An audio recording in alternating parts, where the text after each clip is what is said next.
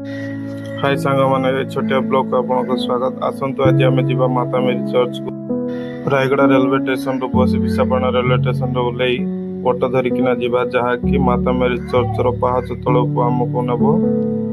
यही हूँ से पाहाच जहाँकि आम ए चढ़ुचु। चढ़ला समय देखिले गोटे जहाज पानी में जाऊँगी। तो कि जहाजटा तो जानी पारनी। तुम्हें मैंने जो जानछ कमेंट शेयर करंतु।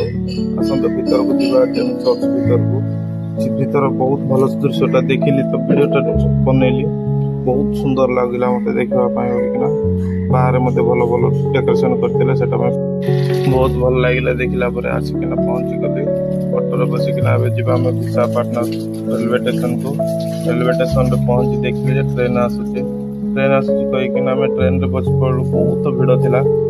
खुशी पहुँची गलु आम रायगड़ा को। बहुत भल लगे जाइकिना आसिलु। रहिले नमस्कार।